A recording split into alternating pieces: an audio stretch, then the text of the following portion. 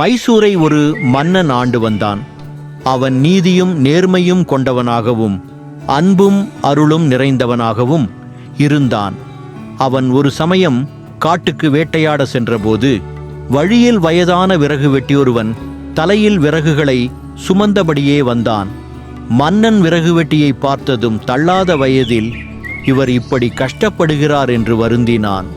பிறகு விறகு வெட்டியை பார்த்து, ஐயா, உங்களுக்கு பிள்ளைகள் இல்லையா? இந்த வயதிலும் இப்படி பாடுபடுகிறீர்களே என்று கேட்டான்.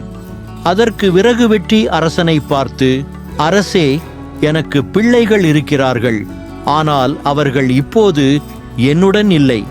அவர்கள் தங்களுடைய மனைவிமார்களின் பேச்சை கேட்டு தனிக்குடித்தனம் போய்விட்டார்கள். இப்பொழுது வீட்டில் நானும் என் மனைவியும் மட்டும்தான் இருக்கிறோம். அதனால் இப்படி பாடுபடும்படி ஆகிவிட்டது என்றான். இதை கேட்டதும் அரசன் அந்த விறகு வெட்டியின் துன்பத்தை போக்குவதற்கு தன் நாட்டில் உள்ள சந்தனக்காட்டின் ஒரு பகுதியை அவனுக்கு தானமாக வழங்கினான். இதனால் விறகு வெட்டி பெரும் மகிழ்ச்சி அடைந்தான். விறகு வெட்டிக்கு தன்னுடைய சந்தனக்காட்டை நன்கொடையாக தந்ததில் அரசனுக்கு மிக்க மகிழ்ச்சி. ஏனெனில் கிழவனான அவன் சந்தன மரங்களை வெட்டி விற்பான். ஒவ்வொரு மரமும் 1,00,000 விலை பெறும். அதை கொண்டு வீடு நிலம் என்று வசதியெல்லாம் பெற்று சுகமாக இருப்பான் என்று எண்ணினான். அரசன் நினைத்தபடியே விறகு வெட்டியும் நடந்து கொண்டான். ஆண்டுகள் பல கடந்தன. அரசன் வழக்கம்போல் வேட்டைக்கு செல்கையில் எதிரே பெரிய செல்வர் ஒருவர் வருவதை கண்டான்.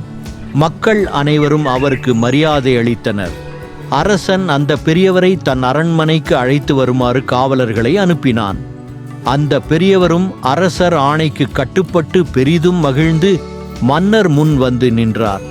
அரசன் அந்த பெரியவரை பார்த்து, ஐயா, பெரியவரே, நீங்கள் யார்?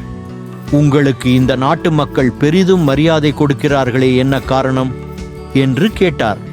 உடனே அந்த பெரியவர் மன்னரை பார்த்து, அரசே, என்னை தெரியவில்லையா? பல ஆண்டுகளுக்கு முன் உங்களிடம் அறிமுகமான விறகு வெட்டினான். ஏழ்மையில் வாடுவதைக் கண்டு சந்தனக்காட்டை எனக்கு தானமாக வழங்கினீர்கள். நான் அந்த மரங்களை வெட்டி நல்ல விலைக்கு விற்று பெரும் பணக்காரன் ஆனேன் என்றார். அரசருக்கு பெரும் மகிழ்ச்சி. பிறகு அவர் அந்த பெரியவரை பார்த்து, மக்கள் உங்களை பெரிதும் மதிப்பதற்கு காரணம் என்ன என்று கேட்டார். அரசே, எனக்கு கிடைத்த பெரும் பணத்தில் நான் பல ஏழை எளியவர்கள் பயன்பெற பள்ளிக்கூடம், மருத்துவமனை கட்டியுள்ளேன். சிலர் சொந்த தொழில் தொடங்க பணம் கொடுத்து உதவியுள்ளேன்.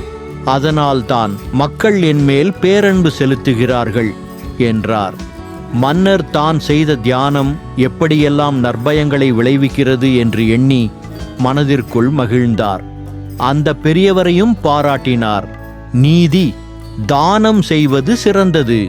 நாம் ஒருவருக்கு தானம் அளிப்பதால் அதனால் பலரும் பயன்படுகிறார்கள்.